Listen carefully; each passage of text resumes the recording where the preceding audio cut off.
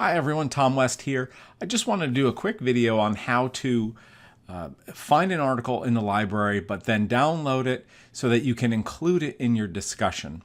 In my class, we're doing this function forum.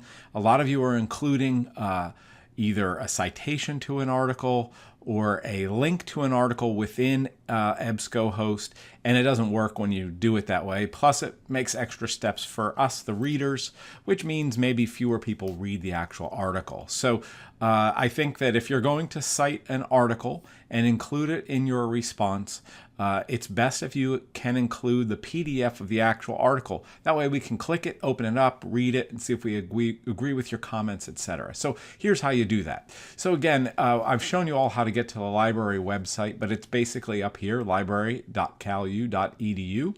And again, we're going to use this one search as a place to, again, search for articles that we may want to use in our classes. So I'm interested in trans fats in children, and specifically any risks to coronary artery disease. So I'm going to search for these terms using the search button. Again, when we do these types of searches, obviously you'll probably be brought to a page where you have to log in. And again, you put in your email address and your CalU login ID. I just did that recently so that, again, you don't have to see it. So what we get here are a list of articles that, again, utilize the terms that I typed in. Generally, it's always good if you don't click on the search page, scholarly articles, then to click it here. And that will remove any articles that do not come from peer-reviewed sources, if that's what you're looking for. However, in most cases, that's what we're looking for, articles that have gone through a peer review process. So we see a lot of different articles here, 19,879, but this one looks really good to me. I think I'm going to read this one. If I take a look at this article, again, by clicking on it, what I get is again, the abstract and some other information. But again, if I decide this is an article that I want to include, I want to share it in my post, this is how I do it. So again, and this makes the job way easier for us, the reader of your posting, as opposed to copying this link up here.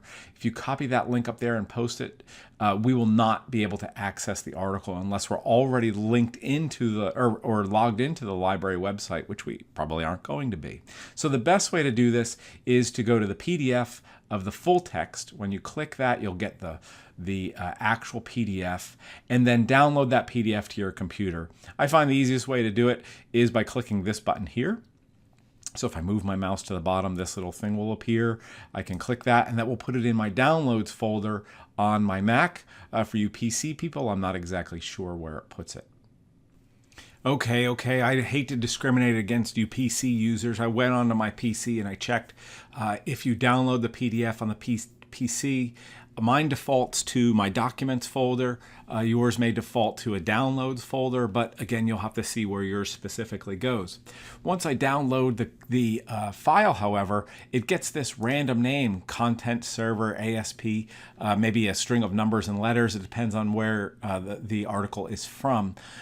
If you're going to share it with the class, I would encourage you to rename it as something that we all know what it is. So if I save it to my computer, I know it's an article about a specific topic. So I like to include the author's name as well as the at least a basic portion of the title that tells me maybe what were they measuring or what were they looking at, in terms of which the variables were. So what was the independent variable and the dependent variable. So again, you can name it in an appropriate way so that at a casual glance you'll remember what it is. So now I've renamed this article so I know what it is.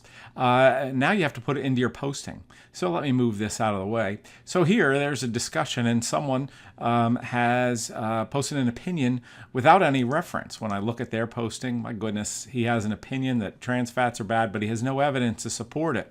So again, if you are going to post a response to somebody and include an article or a statement that requires an article to support it, which I encourage you always to do, then this is how you do it. You would reply to this Yahoo and again, go in and say, hey, I found that trans fats are bad for kids.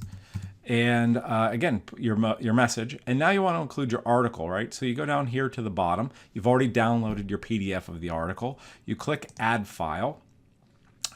You go from my computer, and then you have to bring up the little window where the file actually is, and you just drag and drop it into that window. You wait for it to upload, and you hit Add.